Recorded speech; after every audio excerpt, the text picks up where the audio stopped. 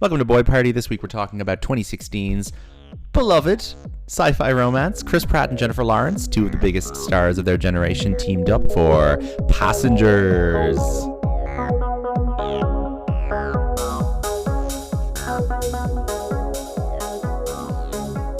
Hello everybody, it's Boy Party, the podcast about movies where two major stars shared the screen and battled it out for screen time, top billing, the fatter paycheck, and the most acclaim. Every week we discuss movies that give audiences 2 for 1 on Legends of the Silver Screen.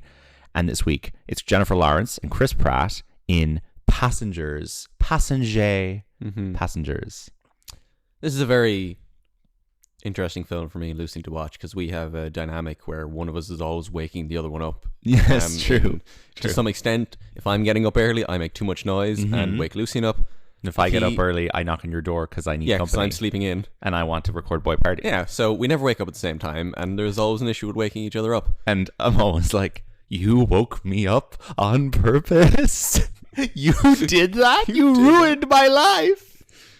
It is a funny movie about waking up and being like, oh, I'm so sleepy. It's a movie about people with different sleep schedules. Yeah, exactly. And if you wake up, you're never going to go back to sleep. Yeah. And imagine the terror of waking up a little bit too early and realizing you're never going to go back to sleep. That's how I felt at 7 o'clock this morning. Yeah. But I did go back to sleep. God. These guys will go back to sleep when they're dead. No. It is the worst when you have to get up at 8 and you wake at 6 and you're just lying in bed there for 2 hours. I would get up. I wouldn't. I would get my laptop out and I'd force myself. I'd watch TV or something. Get my 2 hours of rest. I wouldn't lie sitting doing nothing for 2 hours. I'd go insane. My brain is full of too many terrifying thoughts. I'd be in a trance state, having horrible dreams. Sure. Anyway, Passengers. I associate Passengers very much with the idea this podcast is based on. Mm-hmm. What if the two biggest stars alive were in a movie together? When I was, in 2016, I was in my full-time movie blogger era. I was doing my PLC and I was doing the GTI Gazette. All I did all day was read movie news. Yeah. So I got very invested in this film because there was this absurd PR line, which was, guys, they've made Titanic in space. It's going to be the biggest movie of all time. And for a very brief moment, I bought into it, and I was like, I can see a studio buying that when you attach these two. Absolutely, like Jennifer Lawrence and Chris Pratt. Oh my God, that's going to be the biggest movie of the year. And we had come off a run: 2013 Gravity, 2014 Interstellar, 2015 The Martian. It really felt as though an astronaut movie, a space movie of this variety could not miss. A slam dunk. But the difference is that those films were directed by Alfonso Cuarón, Christopher Nolan, and Ridley Scott, and this film was directed by Morton Doodledum himself, the mastermind behind films like The Imitation Game, Apple TV's Defending Jacob, something called Headhunters. He's Norwegian. And a movie called Buddy from 2003. Very nice. Now, The Imitation Game is bad and a film that just sort of skates on being watchable because it has a banger of a score and also Keira Knightley's very good in it. But he's not exactly a great director. So that's your first problem with this film, is that it's a shite director because it is a Sony Pictures vehicle, and they are cutting corners as they tend to do. This is Sony's problem. They will pay for stars, they will not pay for good directors, and they will certainly not pay for good production value.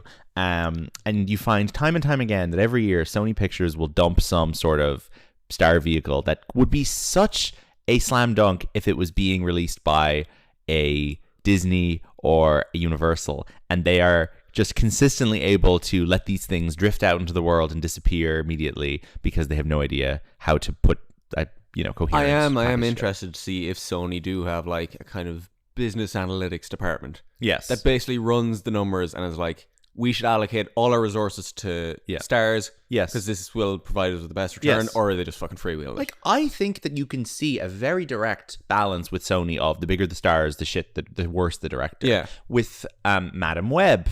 S.J. Clarkson, nothing wrong with her, perfectly fine director. Also, Madam Web, I would argue, actually doesn't have any major stars, so that's a bad example. Yeah. Let's just say the latest Ghostbusters was directed by the VFX supervisor from the previous Ghostbusters, a random guy. But they got fucking Paul Rudd, they got Bill Murray back, they got fucking what's his name? James Acaster is in it. Al Roker. Yeah, Al Roker, Kumail Nanjiani. Like, they spent money on names and they didn't spend money on behind the camera talent. Well, we haven't seen that yet. Sure, but Passengers is a real big example of that, where it's like, if you're gonna spend the money on Jennifer Lawrence and Chris Pratt, you should at the very least be hiring someone of a Francis Lawrence, director of the Hunger Games sequels, level director, who's going to be able to deliver something that is at least like coherent. This is post Imitation Game. Yes. Oh, so the man has just had a Best Picture nominated. Exactly. Film. So, but like, nevertheless, the man has never worked with visual effects. He's never done a blockbuster. Yeah. I can get Marvel hiring him to do something because it's such a fucking tried and tested formula. Mm-hmm. But with a film like this, you are kind of starting from scratch. You're putting a lot of weight in the shoulders. It's an original script. It's not IP.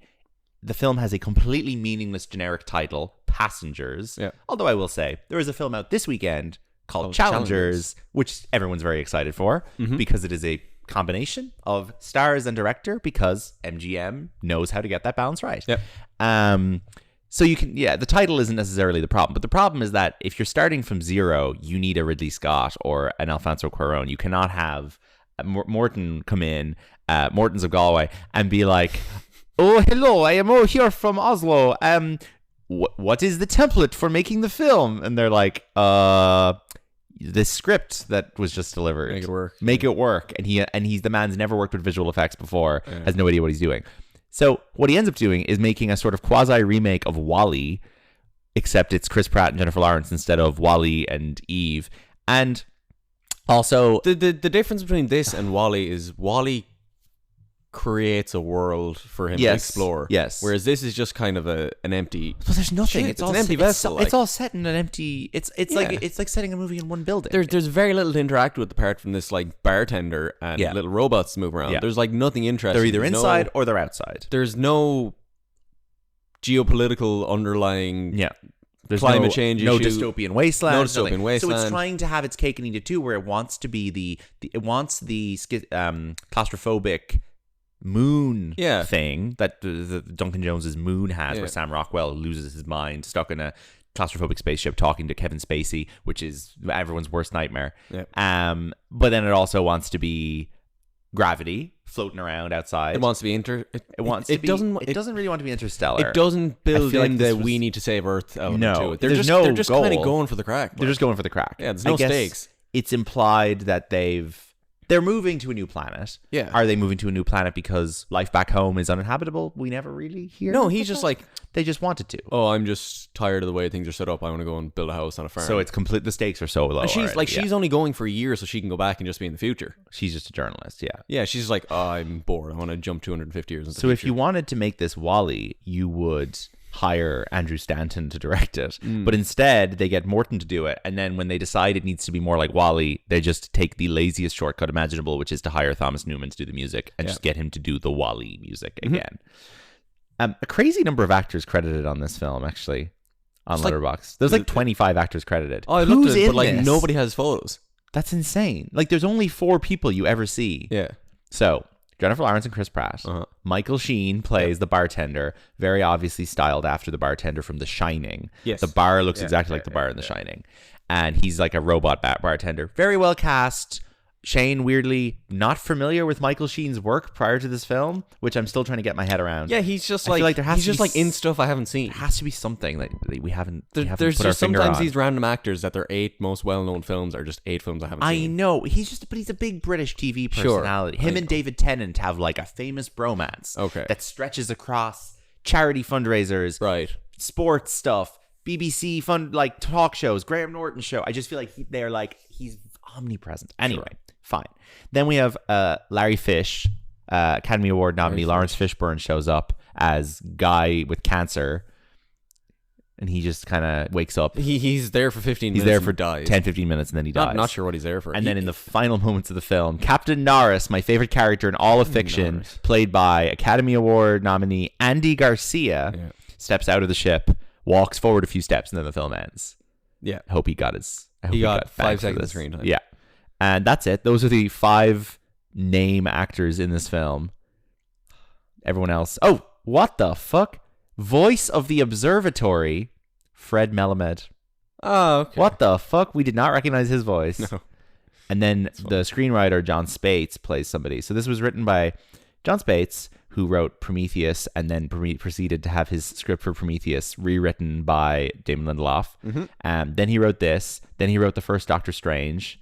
And then he has a script credit on both Dune 1 and Dune 2. So to be fair to him, like, he's made his mark in the sci-fi space from those Dune films alone, if not from this and Prometheus.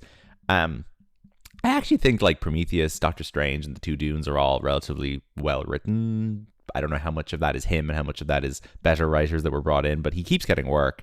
But I mean, this script is just absolutely nothing and desperately could have done with a rewrite. Again, Sony probably just let it go to screen as was without interfering. There's so many deliberate like space movie references in this that like it's desperately honestly it feels like fucking the Super Mario Bros and all its needle drops exactly recently it's doing its little shining thing, but it doesn't do anything. It has its whatever it's a bit Odyssey, Ready Player One, like, 2001. It does its WALL-E, it's 2001, it does its little fucking Star Warsy bits, like it just does every possible spaceship reference. There's nothing original in the production design. It's completely lost in what it's trying to be genre-wise. Like it doesn't turn into a thriller. It's barely a romance. It's not as action film. Like it's a whole lot of nothing. Like very uninteresting. So he wrote the script in 2007, and it was set to star Keanu Reeves and Emily Blunt at one point. Okay. Well, that would have been that would have been a weird pair. Reese Witherspoon, Rachel McAdams, Brian Kirk, Irish director, was set to debut and direct it with Keanu Reeves at one point. Sony Pictures won the rights to the film in 2014. Morton was chosen to direct. Jennifer Lawrence was paid $20 million and 30% of the profits after the movie broke even. She was given money back. So I don't think it broke even. So I don't think she would have. So it cost $150 million. Fucking hell. Surprisingly, it did make $300 million. Yeah. I wouldn't have thought that this did 150 even. That's not bad. Like those two actors worked very hard to get that $300 million. That is entirely down to their name value. 100%. But that's the thing now. Somebody in Sony is there on their little checklist and it's like success, passable, failure. Yes. And he's taken his little success box. It broke even by about $5. Yeah. But it did, it did. As in it profited about $5. And like I would say that Chris Pratt and Jennifer Lawrence were certainly written a nice thank you letter for that, because this film would have made no money whatsoever with fucking Keanu Reeves and Emily Blunt. Absolutely not. It was shot in Atlanta. Rodrigo Prieto, cinematographer of Barbie, shot it and edited by Marianne Brandon. Spates said that he wrote the script while listening to Thomas Newman's previous scores. You're telling me. Imagine Dragons recorded the song Levitate from the end credits. It is one of these great films that just cuts to credits and you have an Imagine Dragons song. Belongs in that lovely mini category along with Andrew Nichols, the host, which has a great ending where Saoirse Ronan is like, off we go to start a new life in this new world. And the camera pans up and it literally just goes,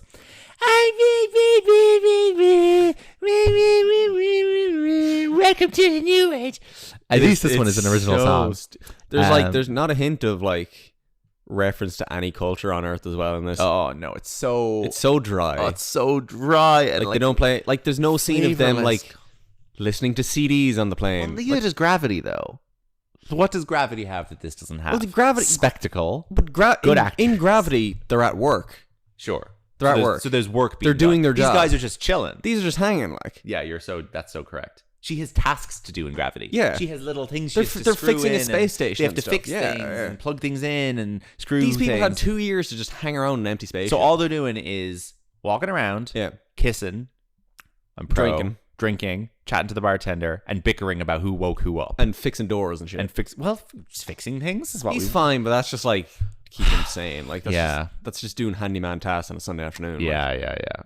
I think the Martian has tasks as well, because obviously he's growing potatoes and all sorts of shit in that. But I do find the Matt Damon stuff in The Martian very dull. But the good thing about The Martian is that every 15 minutes it cuts back to Earth, where Jeff Daniels and Donald Glover are shouting at each other about how to get him back, and that's how that film is kept interesting. Like the survival elements in this aren't really there, because like when things are fine, everything is presented to them and they have all the facilities to stay alive. And then when things are going bad, they're going so catastrophically bad that there's nothing they can actually do really. Apart from whatever a big. So you're either hopeless or you're like far too satisfied. Yeah. In China, the film had a different song over the end credits. Light Years Away by GEM. The first Chinese music video to pass 200 million views.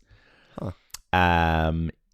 They didn't start marketing this film until the first stills were released in August 2016, and it came out in December. I distinctly remember it getting to like September, October. Being like, there's no trailer for this. This is not coming out in December. And Sony was like, I know it is. It is. Here you go. Here's the trailer. And being like, oh, all right. And then the poster just literally being, there was there was a still released that was just the two of their faces beside each other. Yeah. And then they put out the poster, and the poster was just that still, but they'd put her face on top and his face on bottom, and it said passengers in the middle. And it was literally the whale thing where you were just like, this is the only image they have. This movie is set in fucking space on a spaceship. And the only image they have to promote it is a close-up of the two actors' faces on a white background. And like, sure, that's where the 300 million came from. Sure. I'm not complaining. It'd be weird not to have just sure two faces. But like, it is set in space. They could have done a bit more to promote the space element of it. Anyway, Passengers stars Chris Pratt and Jennifer Lawrence. Jennifer Lawrence first build, Chris Pratt second build. No confusion over that. I think that's fair enough. Sure. Would that be the same now? I don't necessarily know. I think maybe now that would be flipped, or there'd be a bit more of an even keel. But I think, you know, the defining thing there is that she's an Oscar winner and he's not. Yeah. Not even a nominee. So Jennifer Lawrence's total box office is... Let me guess. Yes, have a guess. Well, guess whose is higher? Chris Pratt's higher. I'd imagine so. Yeah, he's got a lot of Marvel stuff tacked on there. See, his is a little complicated because they're giving him a supporting actor label for some of his Marvel stuff. Okay. So as all acting credits, like Chris Pratt must be at like 9 billion. Chris Pratt's 15 billion. 15. And hers is 6. Yeah. That's incredible. That's such a disparity. Because Chris Pratt has starred in 6 billion dollar all the films. Jurassic Worlds, and I would guess that he's the only actor who's appeared in $6 billion films. Maybe bar Downey Jr. or Samuel L. Jackson, but that's insane. So Avengers Endgame. Is Zoe Saldana is in? So she's Avatar, Avengers. Yeah, probably the same actually, because if you swap out the avatars for the Super Mario and so he's in Avengers Endgame, almost $3 billion, Infinity War $2 billion, Jurassic 1.6, Super Mario 1.3, Jurassic 1.3, Jurassic 1 billion, Guardians all over 700 million, Lego Movie 500, Passengers 300, and then you get a big drop off for his real movies, The Magnificent Seven, Zero Dark 30, Moneyball, The 5-Year Engagement, Delivery Man, and Her. Lawrence. Very, very funny guy to be like the most financially lucrative actor in Hollywood. It's fascinating. He's the everyman. Very, very well liked by normies in a way that I think people on the internet have often or underestimated. Mm-hmm. Like, to be honest, I would say that people like my mother like him more than most of his contemporaries. I think if you put him on casually on some crap on TV, he'd probably go down easier than Bradley Cooper or... I'm trying to think of another. Who else are their contemporaries, like Chris Evans or Chris Hemsworth? Like he stays so within his lane that there's very little room for dislike of him to crop up. Like, I think he's taken his he's very widely disliked by film people. Sure, because he's a lazy actor, doesn't give interesting performances in anything anymore. Mm-hmm. He's also he's a face for mediocrity because he's in shit like Jurassic and Mario Brothers that is just incredibly mediocre. Yeah. And then he's also this weird kind of right-wing Christian guy who married into the Schwarzenegger family, left his wife, married into the Schwarzenegger family, is associated with a church that supports homophobic causes, and is generally just a little bit associated with a certain type of right-wing Christian culture. And he's leaning into that. The perfect American centrist movie star. I know. He's leaning into that, and in recent years has started to make more sort of military themed stuff within his lane, but like he made that Amazon series, the whatever the fuck it's called, the something list, where he plays like a Navy SEAL who goes on a revenge mission, and that was pitched right at the like Jack Ryan military dads demographic. And The Tomorrow War, a film I quite like, is very very militaristic, and he's clearly leaning into this, like, I look like I'm a military guy and those are my people and I'm going to do that sort of thing. But like he's never gone so far to be a Mark Wahlberg type though. No, because he's still actually too big of a star with young people to be a Mark Wahlberg type. Mark Wahlberg is not going to star in a billion-dollar franchise film ever again, I would guess. He did his little Transformers thing. He didn't really add much to that soup, and he left. Chris Pratt is still bringing a lot of weight to these films with, I guess, kids and teens who obviously see him as a benchmark of quality because he's in films that they like, despite him not being half as goofy as Jack Black or half as memorable a performer as Johnny Depp, if you're talking about kids' favorite actors.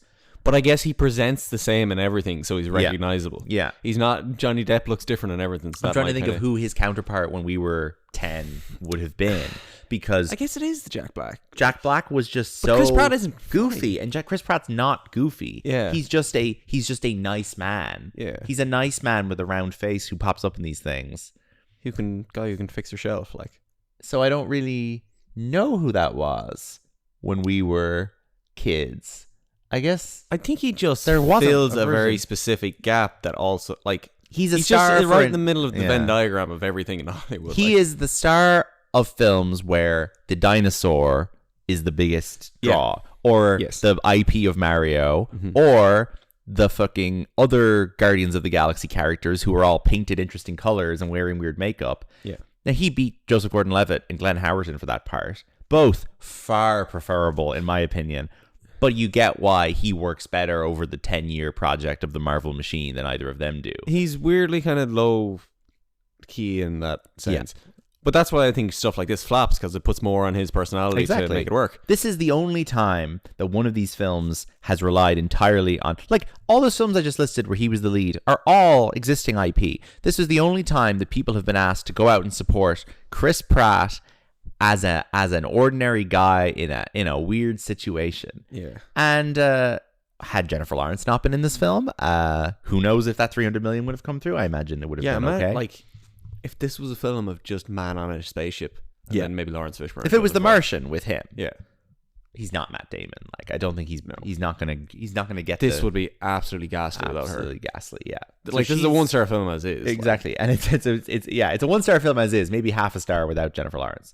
So Jennifer Lawrence, one of our greatest movie stars, love her, still can't make this film watchable. Her total box office, $6 billion. We got no billion-dollar films. None of the Hunger Games. None. The Hunger Games did 800, 700, 600, and 600. X-Men did 700, 500, 300, and then 246 for Dark Phoenix. Wow, that made less money than Passengers. Her other big hits, American Hustle, actually, 257 million, for which I've never seen. She wins her Oscar. Weird gap. Sorry, what did she win her Oscar for? She won her Oscar for American Hustle. She did. She did. She was nominated and then she won the following year. It's kind of a film that doesn't exist. It doesn't exist, but it is a boy party, and we'll do it someday. Yeah. Silver Linings Playbook, another boy party, 236, and then Red Sparrow was kind of her like one blockbuster. Hey, I'm a star. 145 million, not great. Like, that's probably only 3 times what she got paid for it. And then Joy, and then last year No Hard Feelings, also Mother, and that's it. That's like all the Jennifer Lawrence movies. Oh, and Don't Look Up. Don't Look Up. A very good case of her being a big draw, but again, a boy party. You got DiCaprio in there. Chalamet's in there even. Sure, well, as those yeah, sure. But if you say that's a DiCaprio Jennifer Lawrence movie, her draw power is being diluted by these men, where it's actually very hard to tell if she would open a movie really big on her own that isn't a franchise, because all I'm seeing here is that No Hard Feelings did under 100 million. Red Sparrow did 145. That was a streaming movie. No Hard Feelings was a streaming movie. Would No Hard Feelings have made a ton of money in 2014? Possibly. No Hard Feelings was a comedy and was a streaming film. Yes. I think if No Hard Feelings came out the same weekend as 22 Jump Street, I think it would have made a lot of money. I think the general consensus around No Hard Feelings is that it was a success. Yeah. People liked it. Yeah. And people still are huge fans of Jennifer Lawrence. Absolutely. Everyone who saw it liked it, and no one has any ill will towards Jennifer Lawrence. And I think a lot of people saw it. Yeah, I think so. They watched it on Netflix. Yeah. And I think Jennifer Lawrence stopped being... she got nominated for an Oscar. No, never mind. I thought she got nominated for Causeway last year. She actually didn't. But she is a 4-time Oscar nominee. Really? She was nominated for Winter's Bone before The Hunger Games, and then she was nominated for Joy in 2016. Mm-hmm. So she's 4-time nominee. But she stopped making a lot of movies just before people got sick of her. Which is a mistake that, unfortunately, a lot of, personally, I don't think anyone should have to stop making movies if they're talented. But audiences have a short attention span, especially for women, because they are misogynistic. So if you are an Anne Hathaway or Jessica Chastain, you have a 4-year window where you can be in everything and then you have to stop being in anything or people will get sick of you. Yeah. Jennifer Lawrence knew that, and she was like, all right, farewell, and did not make any movies between Mother and Don't Look Up. Certainly that anyone saw, which means that when Don't Look Up comes out, there's a bit of a sense of, that's the thing. When you kind of drop out when you're at your peak, you kind of create this sense of prestige around yourself where you're like, when you do something, it's a big deal. Exactly. And whatever, DiCaprio does it. Obviously, Daniel Day-Lewis does it. Yeah. And now I think Jennifer Lawrence does seem like an event when she's in a movie. Yeah. Causeway went straight to Apple, was very good. She's very good in it, but didn't make that much of a splash because it didn't get a cinema release. Yeah. But No Hard Feelings definitely had the buzz of Jennifer Lawrence is back and making an effort. Mm-hmm. Even though that is a Sony film that she was paid a ridiculous amount of money to be in. And again, it made its money back. It made its money back. She wouldn't have done that film without the massive payday. That certainly seems to me like her, obviously she wouldn't do anything without a massive payday, but that seems to me like her being lured out of retirement with money on the end of a stick more than a passion project. She loved the script. Sure, but it's good. She's going hard in it. Yeah. She's not phoning it in at all. I can't remember for the life of me if she has anything else coming up anytime soon, but yeah, I feel like I wish she did. Really. I want to see her. I wish she did. She's great. I genuinely can't remember if she's currently working on anything. Yeah. She just needs to stay away from TV and stay away from streaming because she is actually a movie star. Yeah, and she needs to keep that brand untarnished by television, which unfortunately most of her contemporaries have done, and even Anne Hathaway and Jessica Chastain now are all right, they do work in TV, and that's diluted the brand a little bit. She has 6 upcoming projects listed on her IMDb: Mob Girl, Burial Rights, Untitled Jennifer Lawrence Amy Schumer project. Okay, what would have happened if Jennifer Lawrence was in Barbie? As Barbie? Yeah. If that had, let's say she kept on a nice streak for a couple of years there. I think it's a different tone. Margot Robbie hadn't come along and she was the most popular blonde actress under 40. Would she have been good in that? Again, it's different. She doesn't have the daffiness, I guess.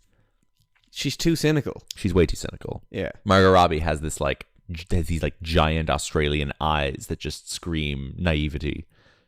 Jennifer Lawrence has built her whole thing on not light. Yeah. I don't like wearing high heels, and I'm a normal, cool person. Yeah. She's got a coolness to her that Margot Robbie. So much of Barbie is built on knowledge of what the product is, and knowledge of what the actors do. The ditziness of Barbie and how Margot Robbie leans into that. And it's seen throughout the rest of the cast with you got Michael Cera being the kind of meek, non-manly man. You got Will Ferrell doing his usual shtick. The cast is so heavily based on preconceived notions that it's sure. No, I agree. You kind of need Margot Robbie really working it. Yeah.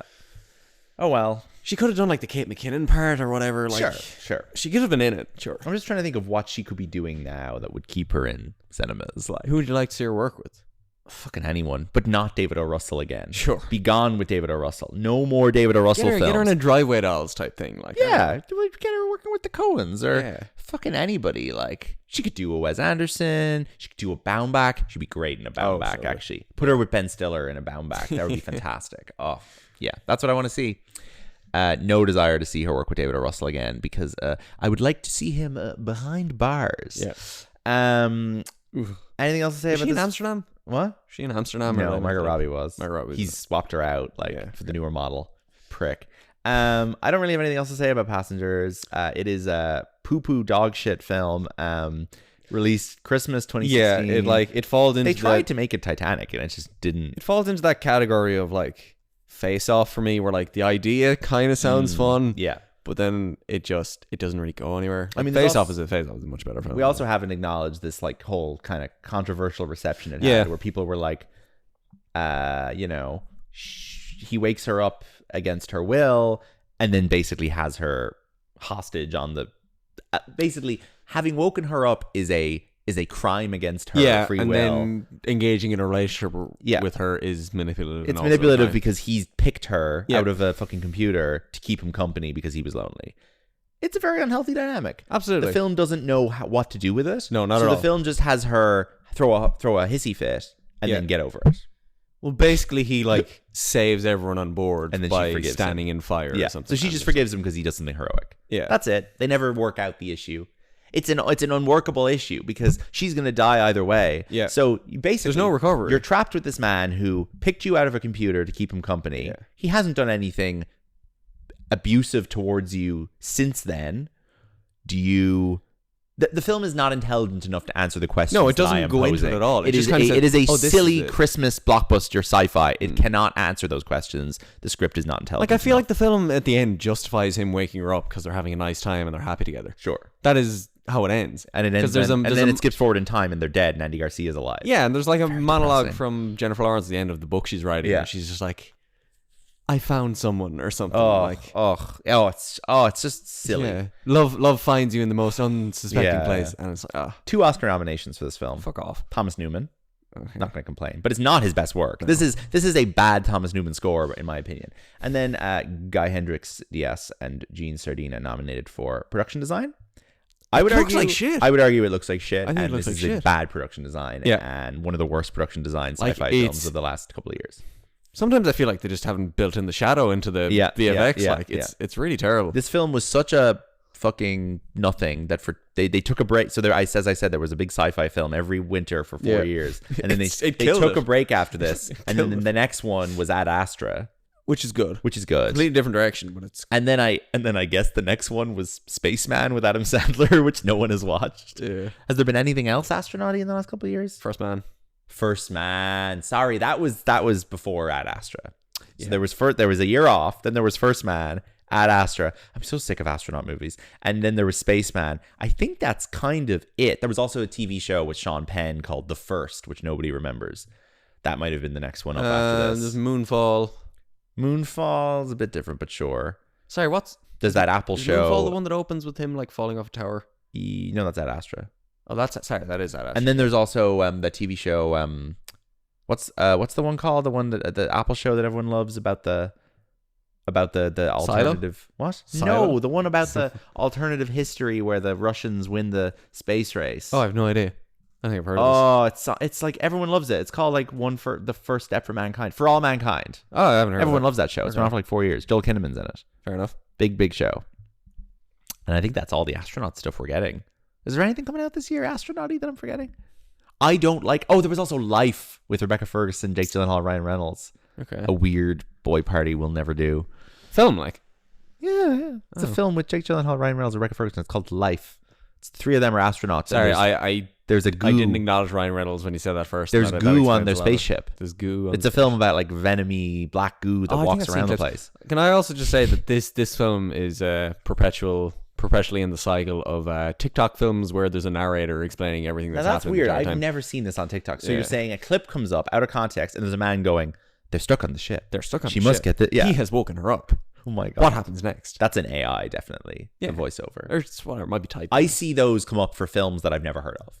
They always come up for like weird B movies that I've never heard of. Like there was one that was called Mine, and it was Armie Hammer stepped on a landmine and he's stuck in one spot. Yeah. And I was like, I never fucking heard of this. And I had to look it up to check it was real. Fake movies are big on TikTok. A lot of these kind of army ones that'll like suck you in with the with the tense situation. Anything that can explain the entire premise in a 30-second TikTok. Absolutely. Is good. Passengers, you can explain the entire premise in 30 seconds.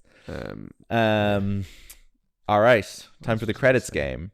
This is the game where I'm going to read out the cast list of a film. Another point. Also, the question of is it correct to wake someone up has become just like an annoying person's topic of conversation in general. Yeah, I'll see people like tweeting that for engagement without acknowledging the film. Interesting. It's just like, would you, as a if you were in moral this dilemma situation, question, yeah, or whatever. That's weird. It's kind of maybe that was a question before the film came out and whatever, but it's okay. It's there. Interesting. Credits game. I'm going to read out the credits of a film starring one of these two stars, not passengers, though. I'm going to read it from bottom to top according to Letterboxd and see how fast Shane can name the film. Yahoo! 20 year? Yeah, go on. 2017. That makes sense. All right. Anton Koval, Scott Humphrey, Kristen Wiig.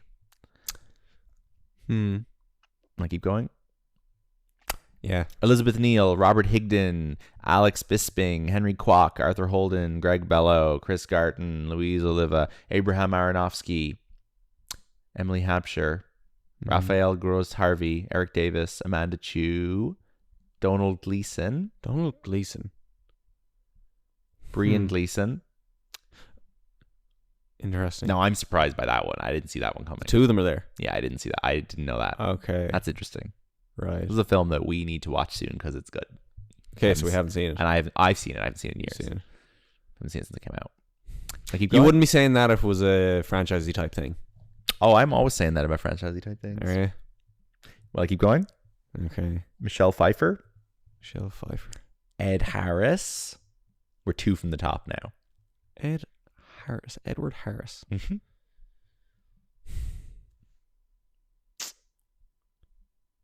Do we have any other hints? That's not the two leads. Interesting. I can read out to you the studio. This is a Paramount picture. Genres. I don't want to read out genres. No, I'll read out this. Here we go. Letterboxd has listed the themes. Does Ed Harris play a dad in it? I don't know. I don't think so. Okay. Letterboxd has listed the themes. Well, I'll read those out to you. Yeah, go on. Humanity and the world around us. Is this like faith and religion? Surreal and thought-provoking visuals. Dreamlike, quirky, and surreal. Faith and spiritual. Just Mother.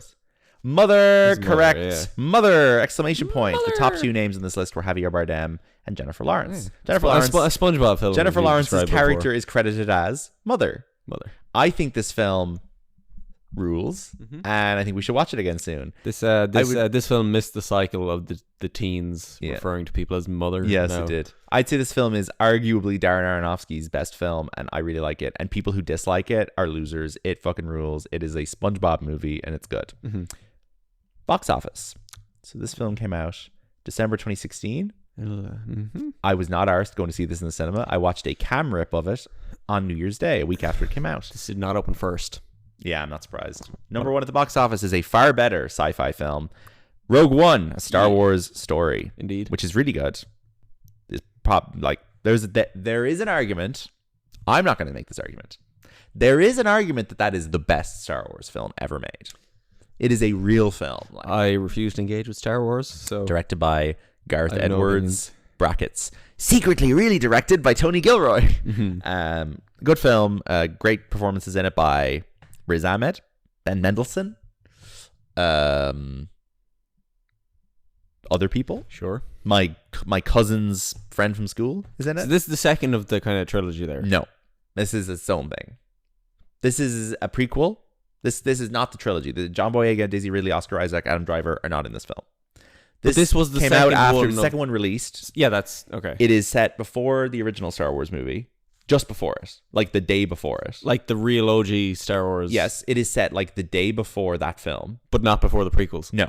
And it is about the people who caused the events that the original Star Wars film opens in the aftermath of. Right. So it is about like a group of bandits, terrorists, who basically attack a big weapon and blow it up.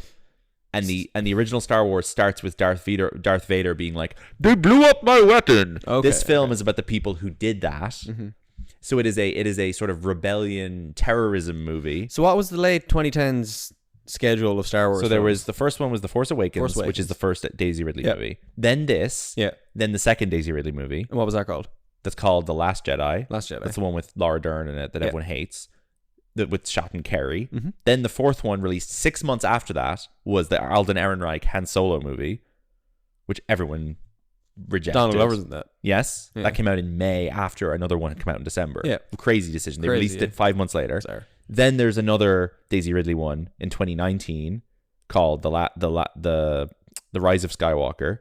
That's the third and last Daisy Ridley Adam Driver one Yeah. that no one has any fondness for. That's it. That's I wasn't engaging with any of this at the time, that's but all it of them. felt completely oversaturated. That's all of them. Yeah. They only did 5. Okay. And then they've done like 12 TV shows since. Yeah. They haven't made a single movie since before COVID. It's insane. Because the last 2 were just so bad. But Rogue One's really good. And the Andor TV show is like a spin-off of that. Yeah. About one of the characters from that. A few of the characters from that. Yeah, they went hard with that. It's a good film. Anyway. There you go. So that's why Passengers trying to open opposite a Star Wars movie was absolutely idiotic. Why would you put a space movie in cinemas when there's a fucking Star Wars movie out? Because you have Chris Pratt and... Idiots. Yeah. They should have released this shit in like August or September. Yeah. And it would have done okay. When was this? This was a December. No, they put it out the same week as Star Wars. They're Yeah. insane. Like, idiots. They obviously thought it was going to do with the Avatar business. Like, idiots. Idiots. Now, if this movie had Sam Worthington and Zoe Saldana in it, we'd be talking. We'd be talking. All right, next up. Yep. Do you know what it is? Not really. There's something animated, is there? Yeah. Big animated film. 2016. I'm gonna need some information. Directed by Yeah. Garth Jennings. Sing. Yeah, Sing. Those are good films. Yeah. I like them. They're really fun. They have lots of funny animals with funny voices singing songs. They're good. Don't care for them, but sure. The second one has Bono in it. Matthew McConaughey, Reese Witherspoon, Seth MacFarlane. Scarlett The Johansson. party will do this. Yeah. Scarlett Johansson. Those films are great. John C. Reilly. They're so much fun. Oh, they're so much fun. Taron Egerton. Yeah. Taron Egerton voices a big monkey who sings Elton John. Those films rule. And then the second one, Bono plays a lion called like Cassius Cashin or something. And he comes in and he sings, I still haven't found what I'm looking for. Next up, we have the title of this podcast, which is Passengers. Number 4. It opens number 4. 3. Number 3. Jesus. Opened with a moderate 14 million. Oh, that is awful. Star Wars says That's awful. all of these films open this week. The top 5 all opened this week. Yeah. Star Wars did 64, Sing did 35, Passengers did 14. No way. Star Wars did not open with 64. That's not true. Star Wars definitely opened with like 100 and something. So it must be that Star Wars must open last week. Sorry, maybe that was domestic. No, Star Wars would have done like 100 and something domestic opening weekend for sure. The numbers might. That was like $1 billion film. Anyway, Yeah, it's fine. Carry on. Next up, Star Wars did 64 in its second weekend this week, I'd say. Sorry, But it came out last week. Star Wars in its second weekend. Apologies. Yeah. Sorry, it's up to 286. There we go. Yeah. My bad. Yeah. So next up is this looks like a piece of shit. Yeah. Is it Why Him? It is Why Him. Yes. How did you know that? I watched Why Him the same day I watched Passengers. Okay. I went to see it in the cinema. I went to see Why Him. Of all the guys his daughter could have chosen. Why Him? They're BC and That's a fun boy party. Brian, yeah. Cranston Franco. Sure. Zoe Deutsch, Keegan-Michael Key. One of the most unmemorable films I've ever seen. Yeah. My only takeaway from that film was, Zoe Deutsch, an attractive lady. That's all. Yeah. This is just like Sandler's That's My Boy. Like, oh yeah, it's like a we couldn't get Sandler, so we just made out with these guys. Like, yeah. awful rubbish. No further ground. Complete rubbish. Yeah. Next up, big this is a film you've seen. Okay. An IP related. Is it thing? FBWFB? No. Keep going. This is stars an Irish actor. A man. Yeah. Fassbender. Yeah. Assassin's Creed. Yeah. Fake. Not Marion real. Cotillard. I'm Brendan Gleeson. Jeremy Irons. Brendan Gleeson. Not good. Not a good film. No. Michael Kenneth Williams. Oh. R.I.P. R.I.P. Can't believe they took Michael Kenneth Williams and they left Jeremy Irons. Yeah. What an unfair world. Your destiny is in your blood. The film is so fucking boring. Well, I just fire through a few of these. There's no point really explaining. Sure. We got Moana, Fences, La La Land. Oh yeah. Very good. Office Christmas Party. Oh yeah. It's an okay film. And then Collateral Beauty, and that's down to 10 now. Wow. Collateral Beauty. God. I wish Collateral Beauty like fit the premise of the podcast because it'd be so fun to talk about. It's such absolute nonsense. Like, Incredible film. It's like literally It's a Wonderful Life with Will Smith and just an insane supporting cast. Winslet, Keira Knightley, Edward Norton, Michael Pena, Helen Mirren, Kerry Washington, maybe? Naomi Harris. And Dowd. Crazy film. Crazy film for crazy people. Yep. Collateral Beauty. That's it. We'll leave it there. Thanks for tuning in, everybody, and joining us as passengers on this ship that was this podcast. This podcast, it will never end. Sorry, we woke you up, and we're stuck here forever with us. We'll discuss Jennifer Lawrence and Chris Pratt again. And well, you know what? I think this is the only Chris Pratt boy party. I don't think we're ever going to talk about him again. I don't think he really stars opposite No, he's in the Magnificent Seven with Denzel, but that's not quite a fair. That's not an ensemble. Thing. I think that is the end of Chris Pratt on Boy Party. Thank you, Chris Pratt. Bye. Goodbye. Jennifer Lawrence will be talking about Silver Linings Playbook at some point. So. Yeah, probably not that long in the future. Thank you for tuning in. We'll be back soon with more great boy parties. Parties with boys, parties with girls, parties with drugs. No, don't do drugs. We're very sleepy. Get home safe. Text us when you're there. Follow Boy Party Pod on Instagram, Twitter, boypartypod.com. Bye-bye.